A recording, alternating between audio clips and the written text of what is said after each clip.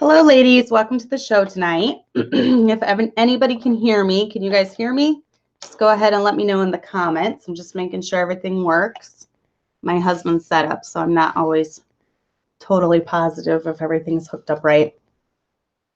So I'm just waiting for, I see three of you, well, two of you. Jessica left 2 comments. Hi, Jessica. Hi, Vanessa. I know there's more of you too because there was some on the live stream waiting. Heather, hello. Let me get this set up here. All right, so we are going to go over homeschooling tonight. I have my Dunkin' Donuts. We'll do the giveaway at the end. We're going to go over homeschooling tonight, and there's a lot that I need to cover, so I'm hoping that I can get through it all, but we'll see. Okay. Now, I know if you are new to this channel, there are other videos that when Leslie and I did the channel together that she has done as well, and they are still up in the playlist. So if you have more interest in homeschooling, you can check out some of the tips from her as well, and some of the videos that we've done about homeschooling. I kind of wanted to go over, I went through and I looked through my videos and I saw which ones were the most watched. And so I kind of want to really hit a lot of those videos again. So this one is about homeschooling, and I wanted to do the pros and cons of homeschooling because I definitely think there are both. There are pros and there are cons. I'm not going to paint this rosy picture and pretend like I am this superwoman at homeschooling and that I love it and everything is sunshine and roses all the time, because it's not. And I think anyone that, honestly, this is just my opinion, but I think anyone that tries telling you that homeschooling is like awesome 100% of the time is not being honest, because it's very, very difficult. So, you know, in life, there's always pros and cons to everything. And sometimes those cons, the cons I'm going to be talking about when it comes to homeschooling, a lot of it has to do with, let me turn my sound down here. A lot of it has to do with it just being hard work. And well, that's not necessarily like a con, you know, because I believe in hard work. I believe in working hard and not being lazy. You are going to have to be disciplined. So when it comes to homeschooling, and just remember that anything in life that's good is not easy, okay? Because it's good to raise good kids, but it's not easy. It's not easy having a great marriage. It's not easy breastfeeding. A lot of times, most of you ladies know that you go through, you know, when you first start out, the engorgement and the nursing marathons where you have a baby attached to you basically 24/7. Breastfeeding is not easy, but it is good to do, even if you do it, you know, part of the time.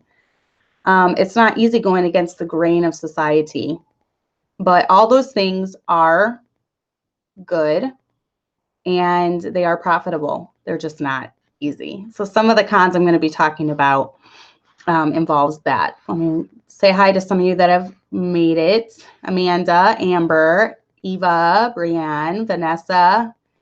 Vanessa said she tried the messy bun and the curling iron with the ponytail hair. Yeah, I didn't learn about it until just a few years ago. So, and that's just through watching YouTube videos. I've learned most of my hairstyles through YouTube videos. So, hi, Shara.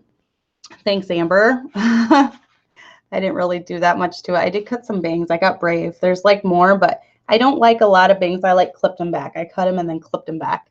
I don't like a lot of bangs on my face. That's why they're off to the side.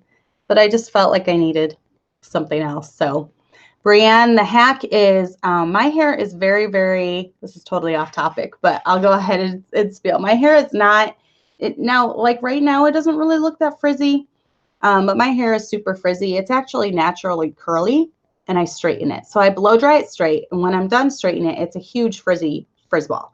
And so I put it up in a ponytail, all of it.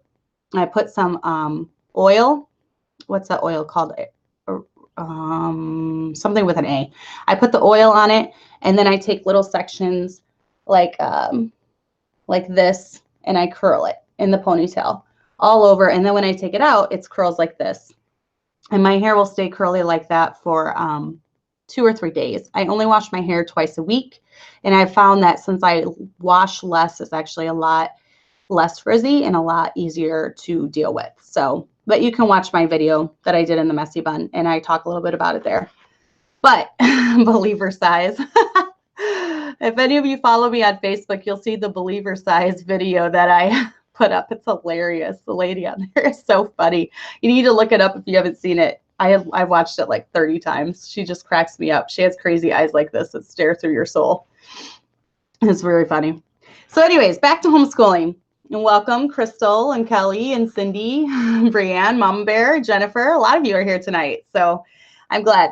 But let's get back on topic now. So back to homeschooling. So I was homeschooled from the time I was going into 7th grade. I had gone to a Christian school, and I loved my time in Christian school. As many of you know, I am an extrovert. So I loved being in a Christian school. I loved being around my friends. I've always had a lot of friends. I like learning. I love learning. I love school. And I remember I hated summer because I didn't get to do school. I read constantly. And I wrote, I've been writing since I had a teacher, Miss Conlon was her name, and she really inspired me when it came to creative writing. And I remember one of my favorite things to do in her class was we wrote a creative story every single week, and I loved it. And I usually almost always got like 100, an A, just because that was like my passion.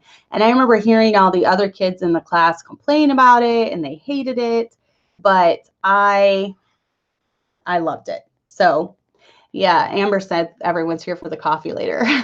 Hopefully you have a cup of coffee now. Yes, I will get to the giveaway near the end, so hang in there. But when I was homeschooled, and my mom started homeschooling us when I was going into 7th grade, it was an adjustment, but I soon grew to love it just because of the flexibility. And I also babysat. I've loved kids my whole life. So I would babysit, and then I would do my schoolwork while they were taking a nap. So it was really awesome because I was getting paid, doing what I loved, and also able to do my school, when I babysit. So, but yeah, so I've homeschooled all of my kids for kindergarten. So I've taught every single one of them so far. Lana, I will be teaching this fall. I've taught every single one of them to read. So I take a sense of pride in that. And not many parents can say that they've taught all their kids to read. And I think it's pretty cool that I have. When we were at my old church, my husband was the principal of the one-room schoolhouse that we had there. And I call it schoolhouse because it kind of was like a schoolhouse. It was like a one big, huge room. And we did ACE at that school. And it was for the church members. And he was the principal. So when my kids went into 1st grade, they go to school with dad all day. So it was nice because they were with their dad all day. So, but when we moved here almost 8 years ago, all of the schooling fell on me. So, Amber, this is one thing I made a mistake in. When my 3 older kids were 4, I started them, and that was stupid. Please learn from my mistakes and do not start them that early. It was way too early. They did eventually learn to read, all 3 of them, but with my oldest, he was pretty easy. Jason was actually pretty easy too. But with Abby, it was really, really tough. I don't think she was ready, and I pushed her too hard. And she did end up reading after the 1st year. So she was 5, I started her at 4.5. So she was a little over 5 when she learned to read. But it really wasn't worth the headache and the stress and the tension. So then with my younger 3 that I've done so far, Chloe was almost 6 when I started her, and that worked out better. She was 5.5. Same with Allison, and then same with Lana. Lana just turned 5, so she will be 5.5 this fall when I start her. And I feel like between 5.5 to 6.5 is a really, really good age for starting them with reading. They have a lot more awareness. They have better concepts. They get better concepts. That's not coming out right, but you know what I mean. So I have that's when I started school. When I started actual school with them was when they were 4.5 for the first 3, 5.5 for my second 3. And I like the age of 5.5. It seems to be really good. And with my older ones, I did like all their colors and their numbers. And then my last 3, not so much. And you'll find that out the more kids you have. So I have a love-hate relationship with homeschooling. I'm going to be honest with you. I love it, but I also hate it. I say that because it is a lot of work. And homeschooling, I feel like homeschooling has really, it's brought out the good in me, but it's brought out the bad in me. it's really made bad Cassandra come out on bad days. So it will stretch you. It will really, you'll lose your temper. And I have lost my temper. I do lose my temper. And it's just constantly praying for wisdom and guidance. And, you know, it's hard. And a lot of people are very negative towards women like me that have a lot of children, or you know, that have a lot of children. And when it's like we can't say anything about being tired or stressed, because I've heard comments, why, you know, she's tired or she's stressed. Why in the world does she even want kids? Duh. Okay. We love our children. We want large families. The blessings definitely outweigh the bad things, but it's hard. Like I said, everything in life is hard. It's not easy. And those that seem like they have their life all together, and those that seem like they never get upset, they never have a bad day, watch out for those people, because they are probably faking. Because all of us have bad days and all of us lose our temper. And maybe not my best friend. She's a saint. I don't think I've ever seen her angry, actually. But she is very rare. Not many people are like her. Oh, so, and you're right, exactly, Callie. Praise the Lord. It's you who loses your temper and not an abusive public school teacher, because yes. And, you know, it is, I cannot even imagine. I've taught piano lessons for years, and I cannot even imagine losing my temper so badly at another person's kid that I would hurt them. And there are people that do that in public schools all the time. So that's why it's just better to have your kids with you.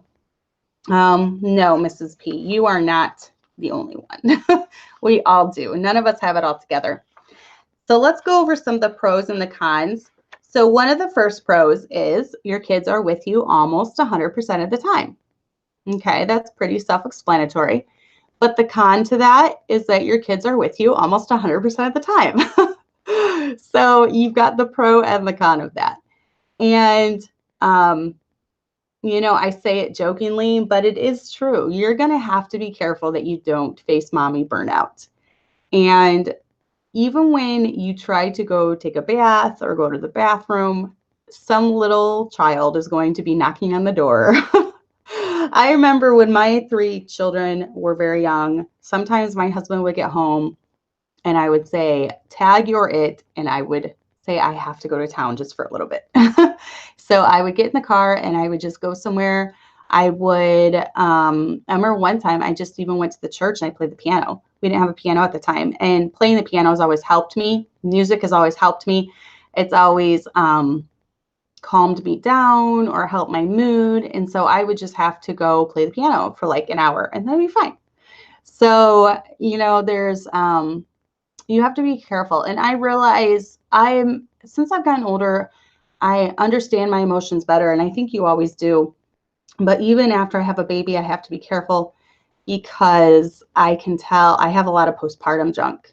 And after I have a baby, so I have to be really careful that I get enough rest and I take time to breathe. I take it easy. I feel like I'm just now getting back into the swing of things now that Kelly's over 3 months. She was a difficult newborn. She is completely changed though. Every day she gets happier, and she just laughed for the first time a couple days ago.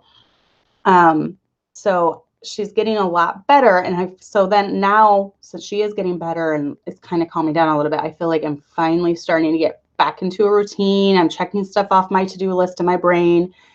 But I realized after she was born, for the first time after 7 kids, that I could not do it all. I could not be all. So I just took it easy. And it is easier since I have older children to help clean up the house and things like that. But now I'm finally getting back to where I can tackle some bigger projects. So yes, a trip to town alone is very therapeutic. And please do that. Don't get depressed, and don't try to sludge on through the depression and the anxiety, and, reach out, get help if you need it. And then just make sure that you take time for you. So you will have your children with you 100% of the time. So make sure that if you have to, dad takes care of them for a little bit, and you go get a coffee. If you get the Starbucks or Dunkin' Donuts gift card, go get a coffee by yourself. Leave the kids at home with dad, go get a coffee, walk around the mall, you know, go exercise. I just started recently exercising. I really need the physical release, I think, of just getting my frustrations out, everything that, you know, moms deal with and wives deal with, and homeschooling moms, especially pastors' wives, whatever. Homeschooling really helps. Physical exertion really helps me. So it helps me feel a lot better about myself, and it helps me get a lot of steam out. So another pro is you can train them and instill in them any of the traits you want them to have. You know, obviously they're with you. You're the one you're the one training them. You are going to put into them what you want. You can, you know, have Bible time every single day, where maybe if they're in a structured school, they don't get that, or you don't have time for that. But one of the cons is that they can easily pick up your bad habits, which this is true for anyone that doesn't homeschool. But when your kids are with you almost 24 hours out of the day, they're going to pick up your bad habits. But I guess one of the pros to that is that if you are a very sweet, loving, you know, all the time, they're going to pick that up too. So there's the pros and cons to that. You can train them, but then watch it, because they are watching you, and they will pick up all of your bad habits. They will pick up all of your catchphrases. They will copy you. They will mimic you. And that can be good or bad. What was it that Lana said the other day? I can't remember what she said the other day. Oh, she said something along the lines of, I am assuming. And I'm like, you're 5. Why are you saying I am assuming? And it's because I think that's a phrase I use a lot. I am assuming you did this. I am assuming you did not do this. And she heard that and she picked up on that. So another thing is, a pro is you can tailor each curriculum to each child. I really like this. I have children that are doing 2 different curriculums this year. And I have done curriculums in the past with my children, and I could tell it's too much for them. And I'm going to tell you, if you use Abeka, it is a very accredited, but it's a very accelerated program.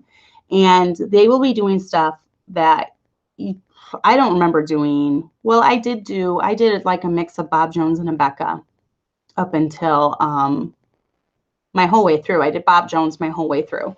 But I'm looking at it now and I'm thinking, I don't think that the people in the public school do this, because like my daughter, I would have to look at some public school curriculum. My daughter, Allie, she is in, what is she, in 2nd or 3rd grade? And she's doing like long division. I could not believe it. She's doing long multiplication, long division.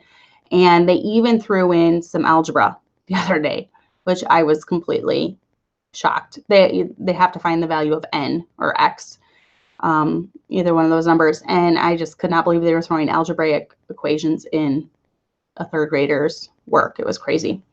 So Abeka is accelerated, and I have some children that haven't been able to keep up with Abeka. So ACE is a better fit for them. It's more self-motivated, and I feel like ACE does a better job and stays longer on a subject, on a particular subject, than Abeka does. I feel like Abeka doesn't explain it very well. Abeka is very, it's very classroom structured. So it's intended for you as the teacher to sit down and teach them everything they're going to do. So I have to really make sure that I keep up and I'm watching what Allie and Chloe are doing, because they're the ones doing the Abeka this year. Because a lot of times they'll start throwing in stuff that they've never learned, because a teacher is supposed to be teaching them. You're the teacher, so you have to teach them that. A wife and her youth, thank you very much. Nice of you to join us. So, but yeah, you can do each curriculum to each child. Now, the cons to this is that curriculums are expensive. Okay, I'm not going to lie to you. Homeschooling is more expensive than sending your kids to a public school. Public school is free. Homeschooling is not. So, you know, I'm trying to think of how much. I had most of the books for Abeka this year for my 2, but I still had to order the throwaways and the consumables. So I still had to order all of the tests for them, the quizzes, and that was a couple $100 for both of them.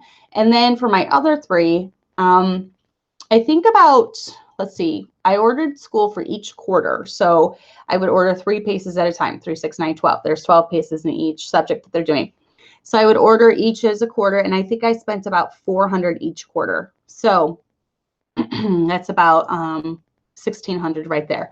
So we're looking at about $2,000 that I spent on school for all 5 of my children. I did have some books in there for Lana for preschool. I was not very good with it this year because of the baby coming and everything like that. So I didn't stay up with her as much as I would have liked.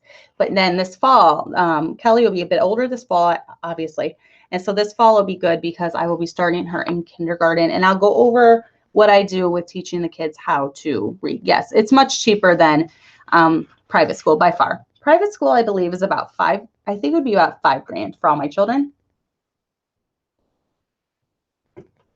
Yes, Karen, thank you for bringing that up. I was going to bring up your curriculum later on when I talked about curriculums, but Karen said, Karen Rodriguez, and she has a channel, Our House, look it up, and she goes over all the, I've been very interested in trying this out, actually.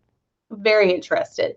I hate being this, I've used ACE for so long in Becca, and I'm used to those curriculums. I hate to like change it right now. But Karen said if somebody really wants to homeschool and feel they can't afford it, they can get the Robinson curriculum for free if they call and ask for the scholarship. And I'm pretty sure she has videos on her channel about that. I've watched a lot of her videos about it, and I'm going to eventually get through all of her videos on, she's just did a whole course, a whole video course on the Robinson curriculum. The reason I'm drawn to that is because, like I was talking about, I was a voracious reader when I was younger, and there's a lot of reading involved. And I really feel like reading and writing shaped the person that I am today. And all the materials that I just soaked up, all the literature I soaked up when I was growing up, it just really helped. It helped with my grammar. It helped with public speaking, knowing bigger, I love words, knowing bigger and better words. I really like reading. So, and then Amanda Gander said, for any Canadians, I'm not sure if this goes for every province, but in Ontario, you can get a tax credit to go towards the homeschooling costs. You know, you're supposed to be able to claim that as well. I don't know if it's because I live in stupid old Illinois. They ripped us off with our taxes this year too. But we have tried claiming homeschool costs, and then we were actually audited. And we ended up not having like one of the papers they needed. So we had to pay back the money that they had like taken off of our taxes. It was ridiculous. So we actually never even tried it again. But I know that you can claim homeschooling costs on your taxes. So like Kelly said, I'm stuck on a Becca. Like, how can I even teach reading without those nifty special sound charts? Yeah, I have never even actually done a Becca. I've used ACE, and I'll kind of show you a little bit of the program. I think most states get a tax break. I'm pretty sure if you look into it, just look up the rules and then look up tax breaks, almost everything. And Karen said the kids teach themselves. No mom burnout. That's awesome about the Robinson curriculum. I did not realize that. So it's a little bit like ACE where they kind of are self-motivated. So I definitely have been very curious about that. So I don't know. We'll see. That's a nice thing. You can decide what curriculum you want, what curriculum you want to stay with, what curriculum you don't want. So it's a lot of flexibility when it comes to that. So if you're a free thinker, this is one of the pros. So if you're a free thinker, you can be less strict when it comes to the schedule or routine. This is a good one for moms that are kind of, you know, they want the kids to learn at their own pace and pick out what they learn about. And, you know, but the con to that is that you better not be lazy, because if you're lazy, I'm just gonna be honest, you don't want to homeschool, because homeschooling does take dedication and it does take work. And you know, if you're just kind of like, oh, we'll do school when the time is right and the sun is shining, and you know, maybe not even when the sun is shining, maybe you don't want to do it when the sun is shining, maybe you want to do it when it's rainy so then they can't go outside. If you're like that, you're not going to do school. And I don't like that. I don't like the unschooling mentality, because most kids, left up to them, are not going to want to do school. If you have a child that loves to learn, like I did, I loved school, I love to learn. But I think I was the only one out of my whole family of, 4 siblings, me and 5 kids. So, I think rare, and I think kids that are like that are rare. So just speaking from experience with my children, if I suddenly said, okay, it's a free for all, you guys can learn what you want to learn. You don't have to do school. We don't have to do books. We don't have to do tests. It would be bad. I'm just saying, off my kids, they'd be like, great, no more school ever again. So you got it. Homeschooling does take dedication. And please don't give homeschoolers a bad name. Please don't pull your children out of school to homeschool them and then never homeschool them. Don't let them, just sit around playing video games all day. Now, my kids do get done fairly early. They get done by 1 o'clock every day.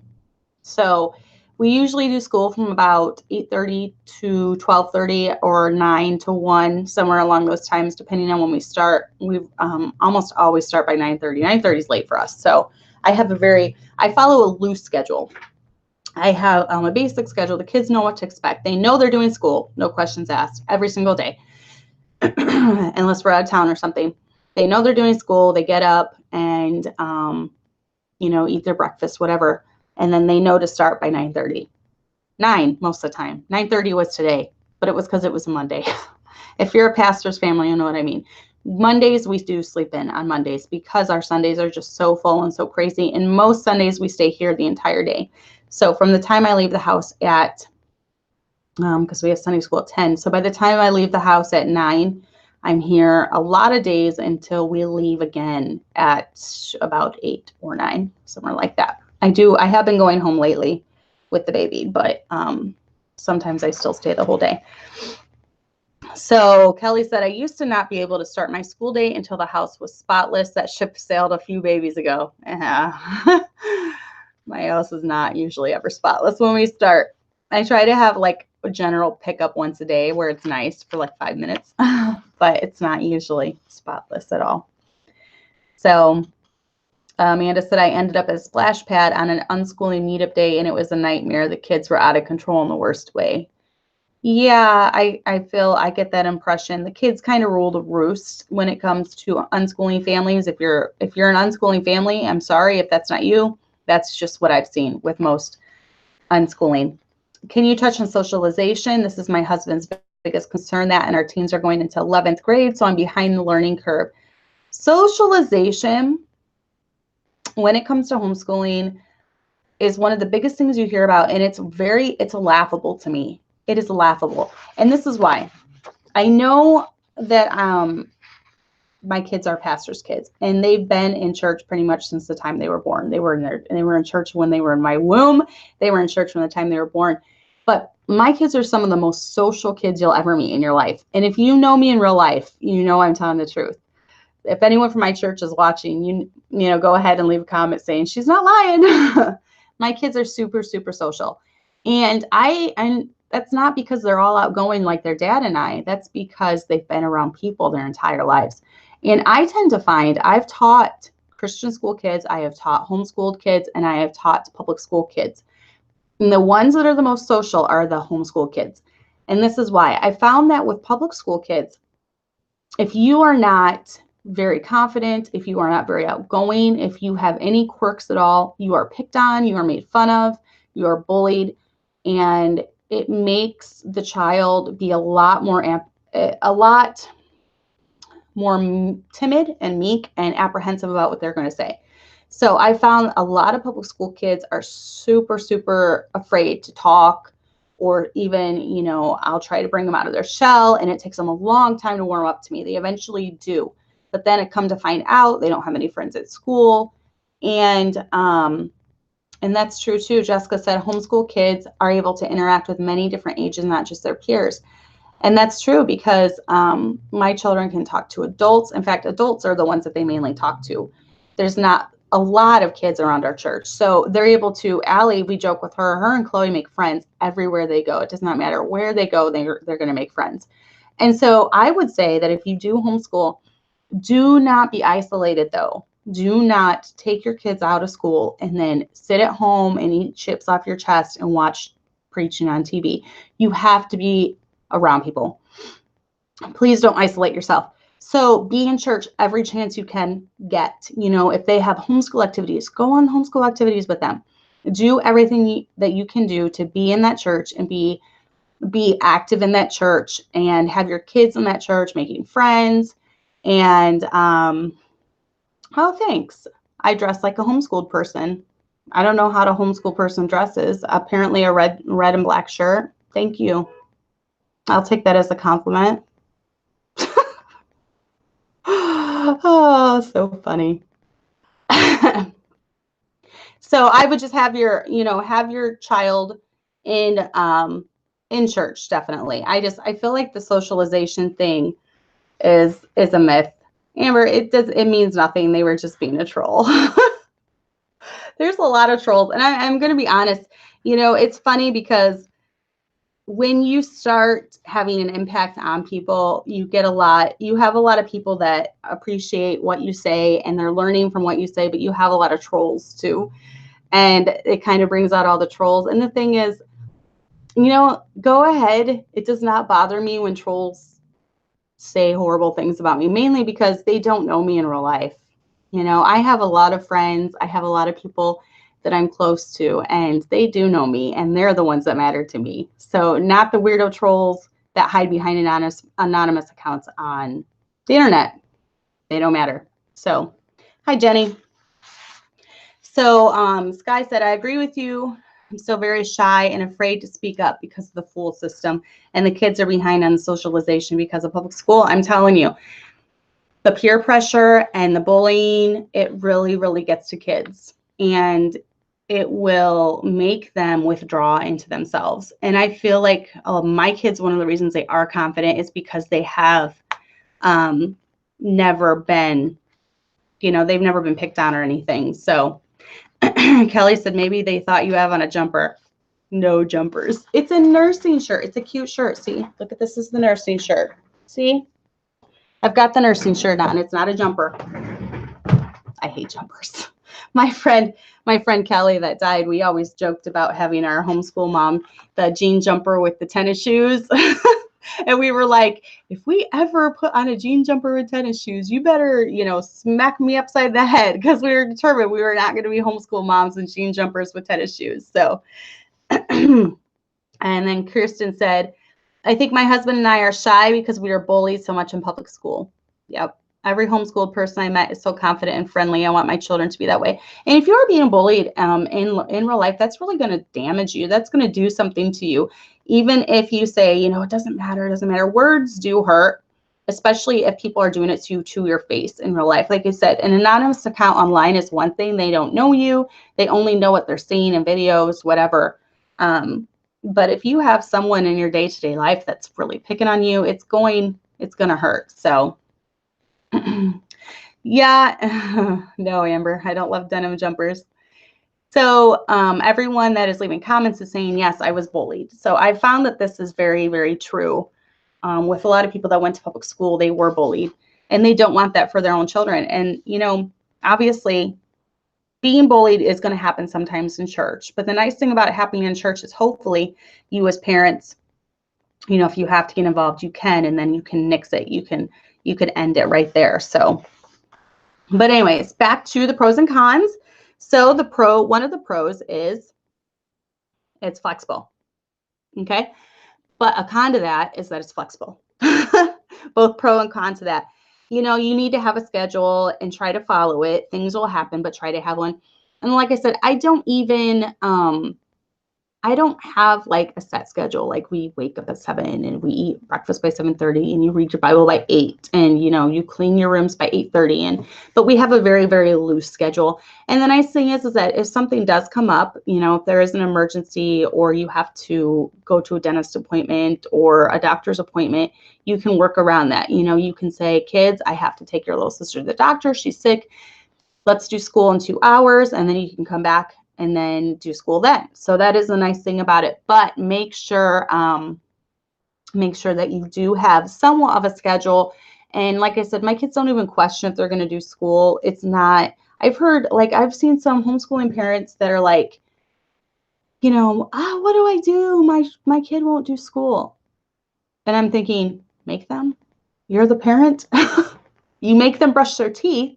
You make them go to the doctor if they're sick.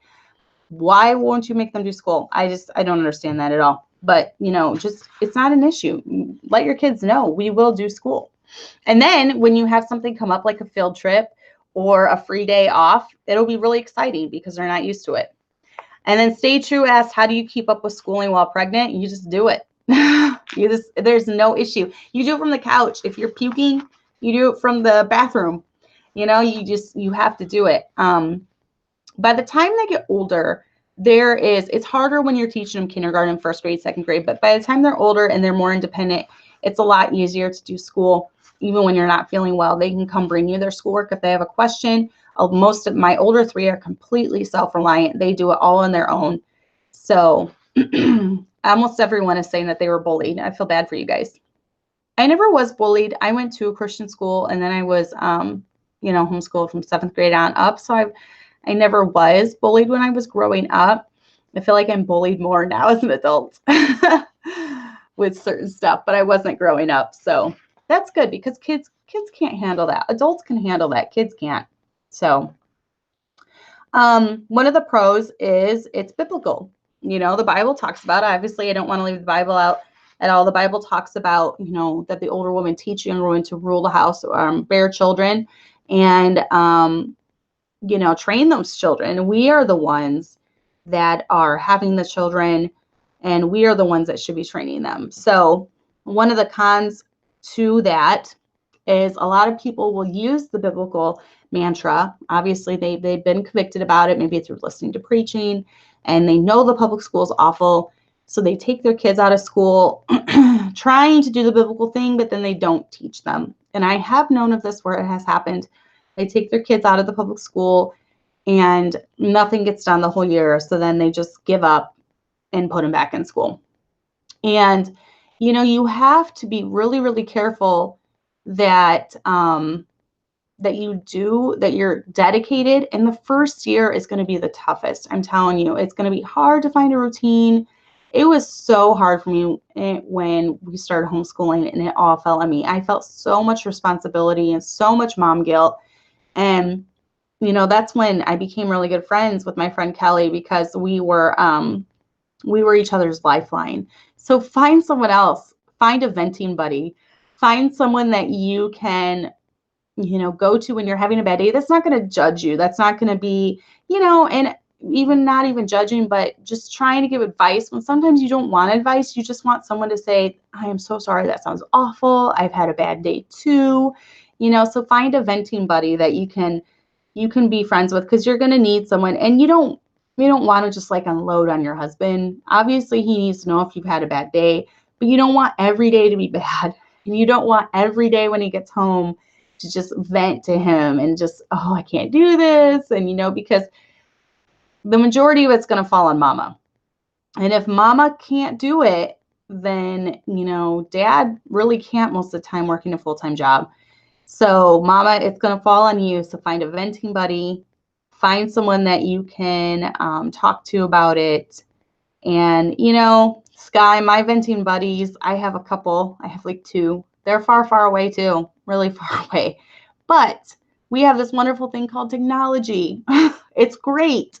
And Kelly and I became best friends through texting. We just text all the time. And my best friend, Erica, she's my best friend. We've been best friends since we were 12. And we started out best friends by writing letters. I know it was that long ago, snail mail, by writing letters. And then that eventually went to phone calls. And now we text, every day, multiple times a day. There's Marco Polo. I just discovered this. Thank you, Gina. So Gina and my friend Gina that just moved to Texas, we keep in contact through Marco Polo. That's really cool, except you can't really do it when you've just crawled out of bed and your hair's a mess and your glasses are on. You can with really good friends if they don't mind seeing you that way. But it's video. It's like video chat, and it's really cool. So Marco Polo, find a venting buddy. You're definitely going to need one. So another pro is you're in charge. But a con to that is there's no accountability. At least in Illinois, there's not much accountability. And my children have never been in public school, so they're not on the radar. So if you're in charge, you better be in charge. And the kids don't run you. You run the kids. And that goes back to the unschooling movement. Children, if it were up to most children, they would never touch a book. They would never do school. They would never learn anything but the latest video game. So you have to be in charge. You have to set the rules. You have to set the boundaries. You have to decide what they're going to do every single day. Okay. So another pro is most kids are smarter when they're homeschooled. That just seems to be the running, if you're doing school every day with them and you're overseeing what they can do and you know what they're capable of and you see their strengths and you see their weaknesses and then you can hone in on their weaknesses and really hammer those, they're usually smarter. I started tutoring a child one time and he was in high school, but his math skills were that of a fourth grader's. And it's just because he had been pushed through the system and, didn't really have a good foundation, didn't know his multiplication, times tables. He could add and subtract, but he didn't know his fractions, division, multiplication, any of that. So when as the parent, you being, aware of what their weaknesses are, you can focus on those. Like I know some of my kids are weak in certain areas, such as fractions. So I'm not always very good with this, but during the summer, I like to do some workbooks just to keep it a little bit in their head, because that first month after they've had the summer off, and I know some of you don't take summers off. I love my summers and they're dear to me.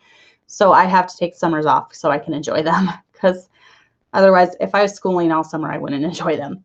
But I get these workbooks and then they try to keep it fresh in their head, like a fraction workbook, multiplication workbooks that they're doing their times tables, because I feel like times tables are such a key to unlocking math. If they have those times tables memorized, it makes math so much easier. And if they do not have those memorized, it is a nightmare. And I've kind of found that out with my third grader. And so I'm really going to try this summer to hammer those into her head. So let's see. So it takes time and dedication to make sure they're smart. So that's the con to that.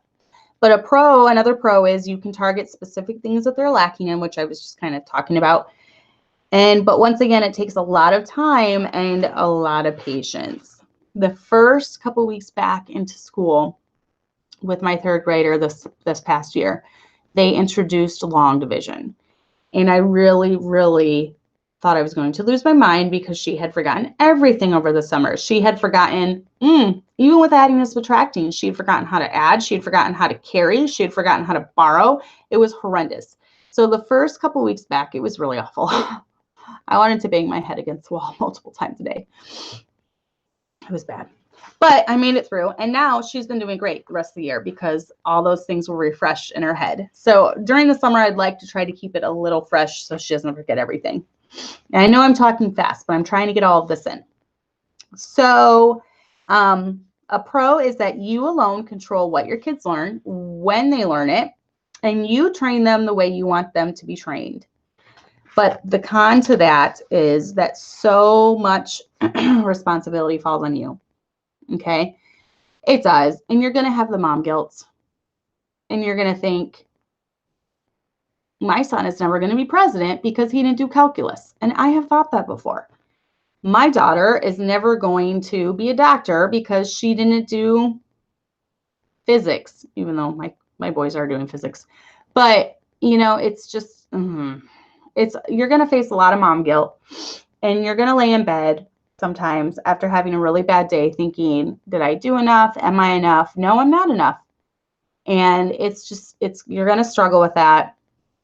And you're going to want to throw in the towel so many times and just put them in school and just be done with it so that the responsibility falls on someone else. But, just hang in there. The next day will come and you'll wake up and you'll feel better, and your kids will shock you by remembering what you had taught them the day before, and it will be fine. So just remember that. Kelly asked suggestions to keep a 13-year-old boy entertained without electronics after finishing school and 2 to 3 hours every day. I think he is officially done with Legos. Well, Kelly, my boys play video games as well. I know that's shocking to some of you, not to some of you, because my boys play with your boys. But Now that it's getting nice out in Illinois, my boys will be outside a lot more. And my one son, he works every day. He has a regular job. He wakes up at about 5:30, and he only is down to 3 subjects until he graduates in a couple months. No, is it next month? The end of next month. He only has 3. 2, he has 1 pace left in some subjects, 2 in others, and he has 3 left in physics only because I had ordered chemistry for him instead of physics. So that's coming in this week.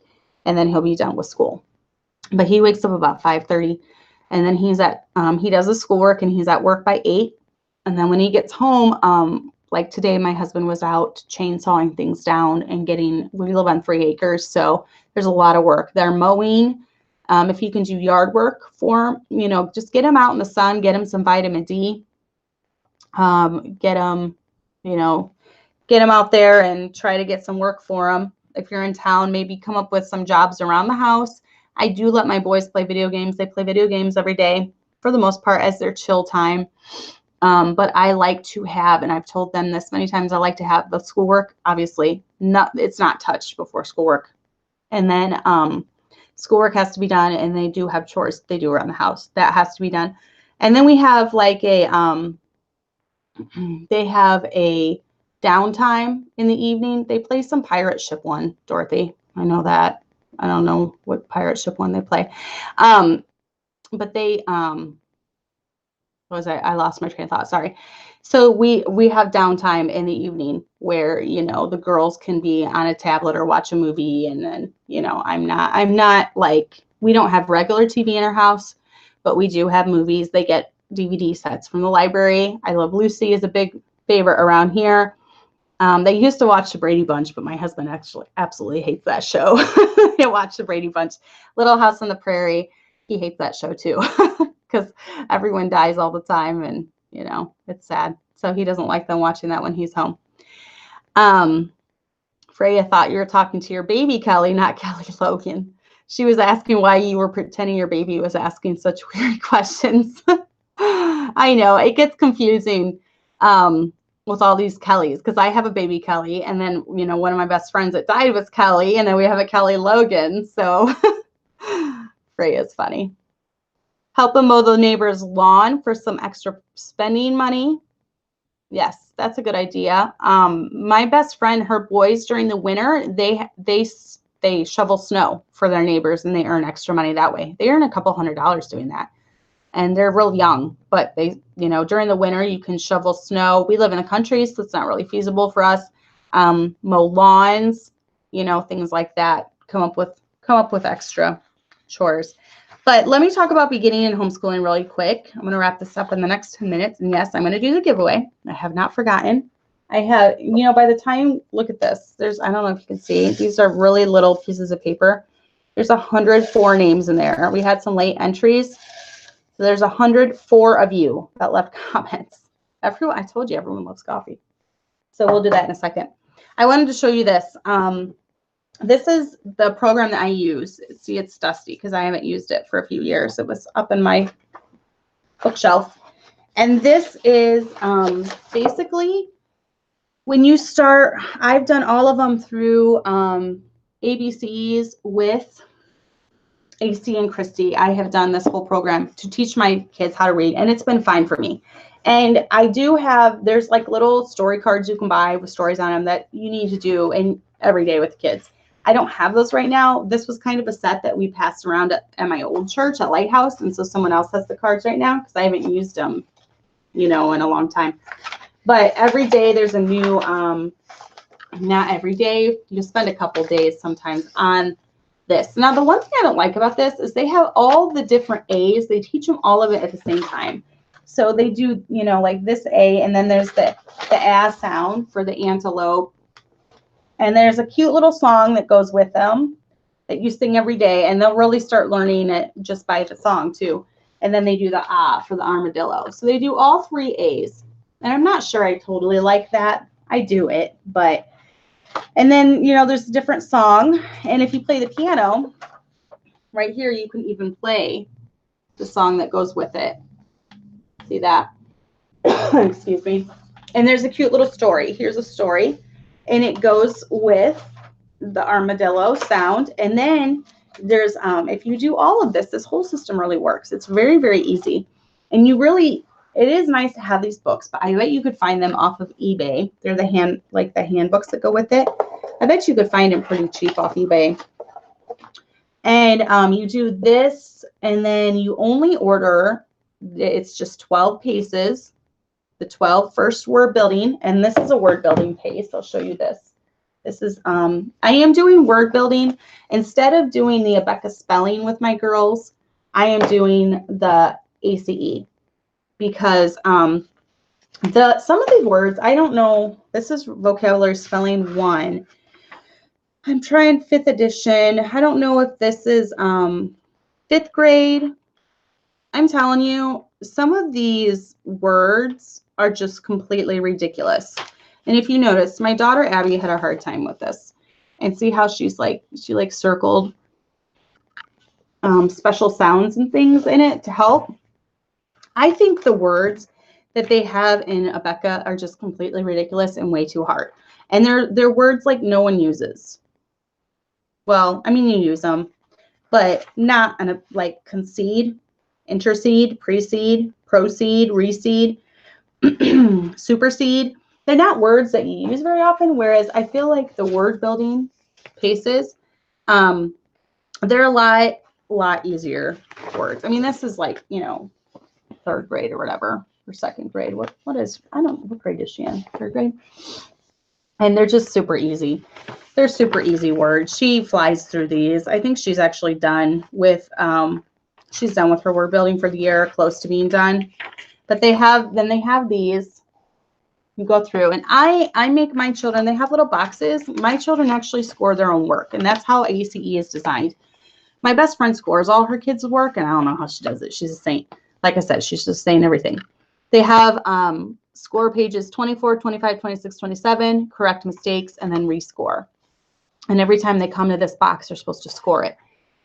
And I think like over here, there's a couple that she had gotten wrong where she checked. But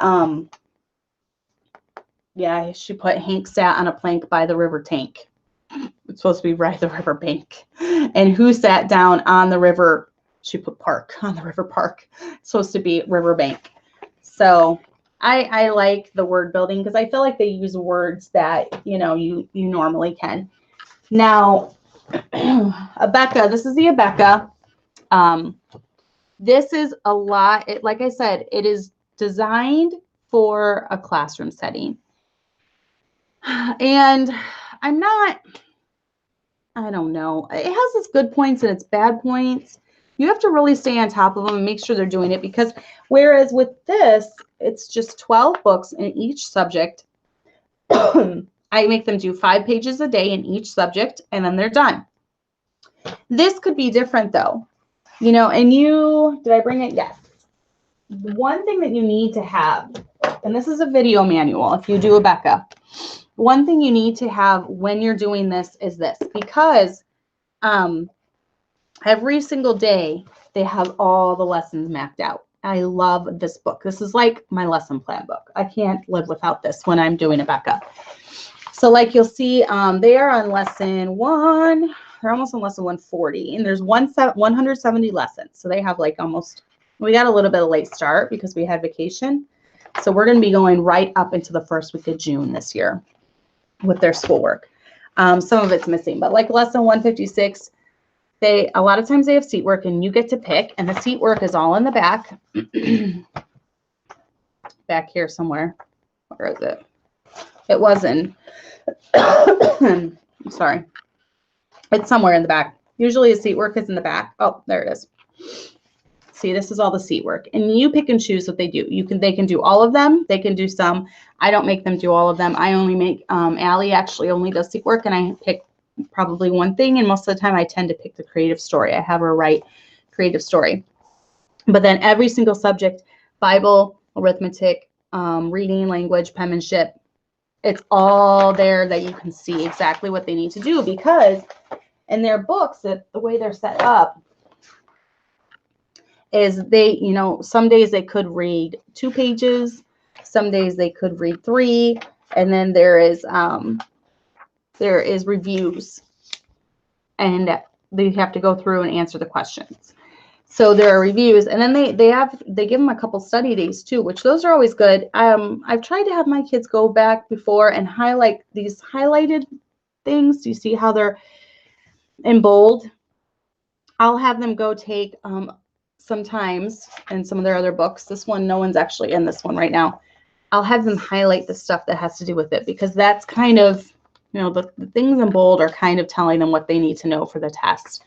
And there's a lot of studying involved when it comes to Abeka as well. So with ACE, it's very, very, very repetitive. So they're constantly just hammering in the stuff that they want them to remember. So when it comes to reading, though, back to this, sorry, I'm jumping all over. I do not know Christian Light curriculum. I do not, I've never looked at it. I've heard of Sunlight. I've never looked at that. Do I recommend taking the course to use it? He used ACE in his Christian school, PK through, or first, pre-kindergarten through first. I don't know what you mean taking the course. What course? Like, there's an online course? I don't know what you mean. Taking a course. But this one is, I really like this because, like I said, to teach kindergarten, it would be nice to have the handbooks. You kind of need to have these, but you can get a used set off of eBay or so. And then the first 12 books in word building and the first 6 in math. And then that's the only math they do the whole year. And I taught my daughter to read using the Abeka, or not the Abeka, I'm sorry, the ACE. And I found that when I put her into Abeka Video School, I believe in first grade, she was a little behind on the reading, only because she'd have the whole summer off. But she was actually a little ahead because I had her work ahead in her math. She was actually a little ahead with her math, even comparatively to, maybe I switched her in second grade. I can't remember. But she was even a little ahead in her math when it came to how she stacked up against the Abeka curriculum, which I was kind of surprised because ACE does get a bad rap. I'm going to tell you now, ACE is dependent, how much they learned is dependent on you as the parent, because my children have taken almost every extracurricular. They've done like all the electives in the ACE that there is to do. So I think they've done rather well over it. And then too, I keep records. I'm not doing as well this year keeping records because the year has been kind of topsy-turvy. But now it's nice because when I go, I'm working on my son's transcript, I can go, I'm frozen up.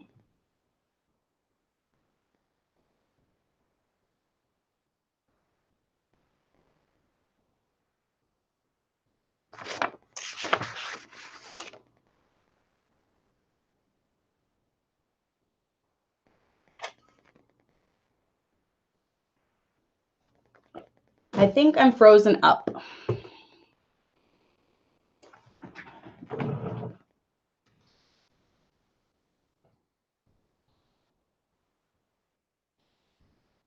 You can hear me? That's weird.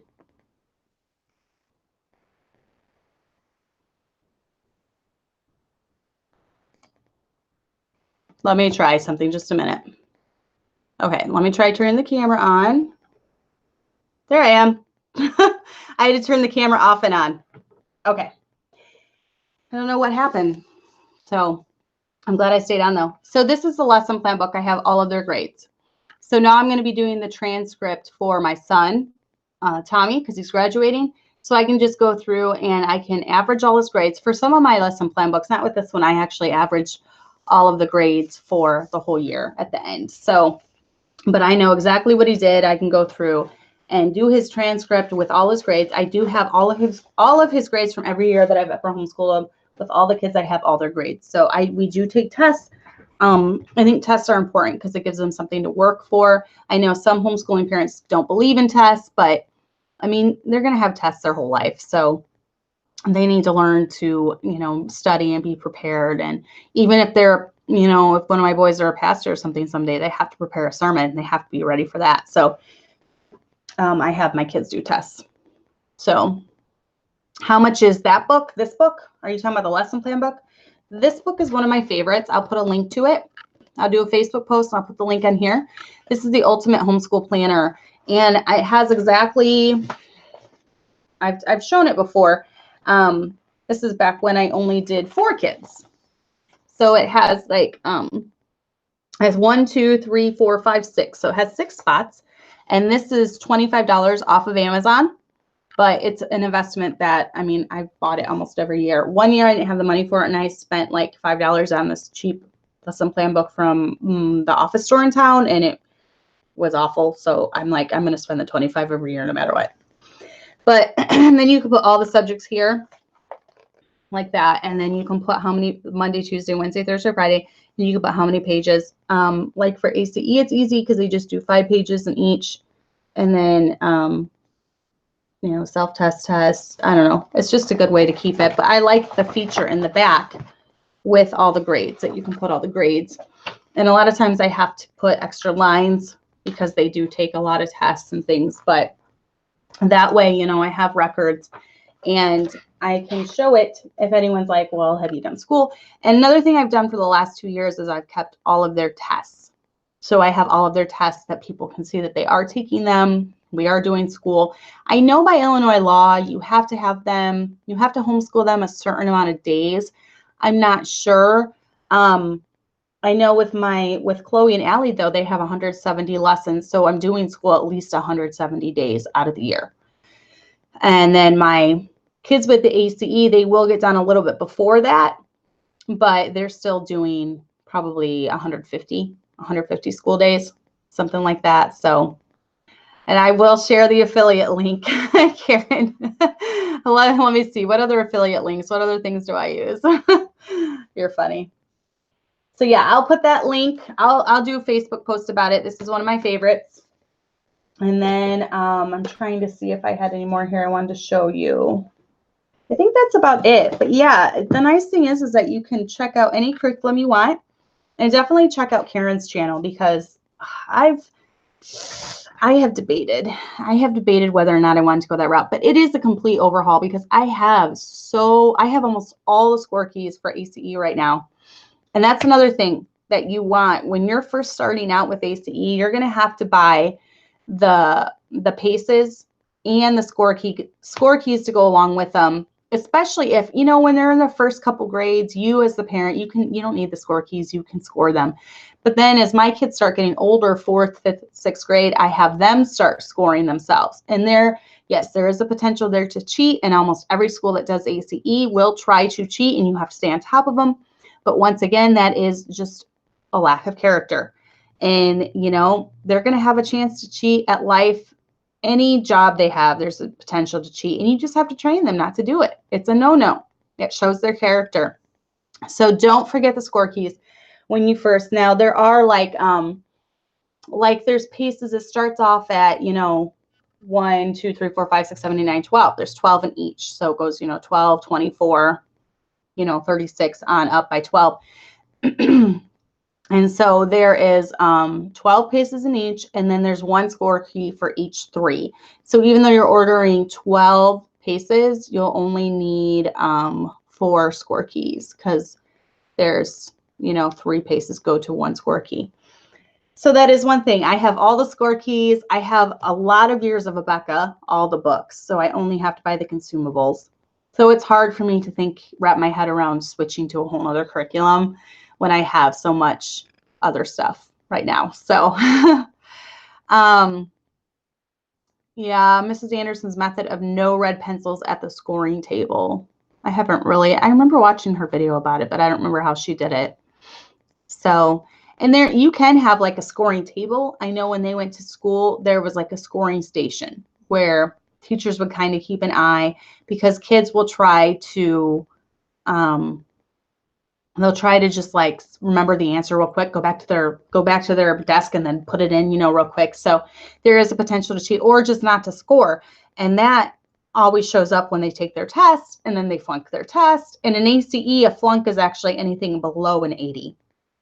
They want the kids to know the pace. So when they were in regular school, whenever they would get below an 80, they would have to retake the test. And then if they still got below an 80, they would have to redo the whole pace again. So then, you know, you're annoyed as a parent because you have to spend $375 on another pace. So, so yeah, it's, kids they'll try to figure an easy way to do everything. And that's why you just got to stay on top of them. So I think that about is everything. Whew, 8:05. I tried to get through most of it pretty quickly. I know I'm probably missing something. So if you have any other questions, you know, just, oh, regular pencils. Yeah. No regular pencils at the scoring table. So that they only have a red pen. Yes. So that they can erase and then write in with a pencil. Right. That would be smart to do. Yeah. At the scoring table at Lighthouse, they had only red pens up there. And so they would have to, you know, score with a red pen. So, so yeah, I'm not seeing any questions. So I guess it's time for the giveaway. Those of you that have stuck around this whole time. And we had a lot. We had almost 70 on. So hopefully those of you are still around. Let me get it. So this is for, you can pick, I'm going to do two names. And out of 100, if you get picked out of 100, you're pretty lucky because that's a lot of names. 104 names are in this thing. So whoever gets picked is, you know, two lucky ladies. So you can either pick from Dunkin' Donuts or Starbucks. When I'm at the church, I come to Dunkin' Donuts because it's cheap. You know, I just get, this is my favorite coffee. This late at night, I get a decaf. I'm trying to, you know, see how I'm stalling. I get a decaf coffee with coconut and caramel flavoring, cream, and no sugar. It's so good. The amount of flavoring they have is perfect. It's just the perfect. It tastes like a what are those coconut caramel cookies or whatever? What are those caramel coconut cookies from Girl Scouts? That's what it tastes like. A Samoa? Is that what they're called? I don't even know. I never buy Girl Scout cookies. I just remember that's when they came out with the flavoring, that flavor, and it was so good. So I get that all the time. And it's cheap. Starbucks I get. It's way across town. So here we go. Okay, here we go. Ready? I'm just reaching in and picking out a name. And this is the lucky winner. Who is it? This is for one of them. Dorothy Goss. Dorothy Goss. And she's really lucky because I think she was one of the latecomers in today. So she got in. Dorothy. All right. So Dorothy is one. Dorothy, make sure you get a hold of me. And I will send you, I do my errands. I'm going to do my errands on Wednesday this week. So I will pick them up on Wednesday and send it out, hopefully. No, I do not buy from Girl Scouts. That was just, I remember the flavor was advertised at Dunkin' Donuts, so I tried it. It was really yummy. Okay, ready? Last one. Who's it going to be? Drum roll. Here it is. Okay. And this is Cindy Mosteller. I don't know if that's how you say her name. So Cindy Mosteller. And that's going to be funny if she was one of the late ones too. I can't remember if she was. So Cindy Mosteller. So we have Dorothy Goss and Cindy. So those are the names. Sorry if you didn't win. All 102 of you that didn't win. But I will try to get those out. Just let me know. I'll put your names of the ones that won in the comments or in the description. So check out my other videos about homeschooling if you want.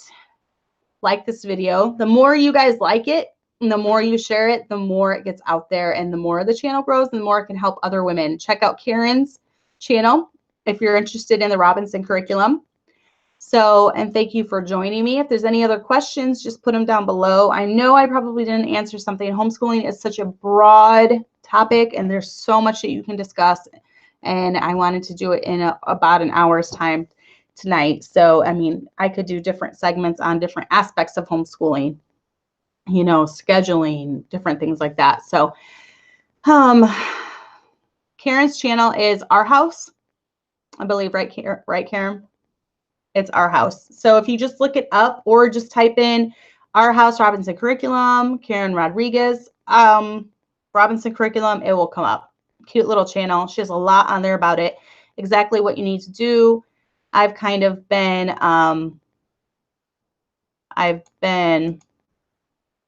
sorry, I was dealing with the comments. I've been watching them very, very interestedly. I don't think that's a word. Homeschool moms, making up a word. So check her out and check out the links below, and I will put that affiliate link. So you guys all have a great night, and we will see you next week. Bye.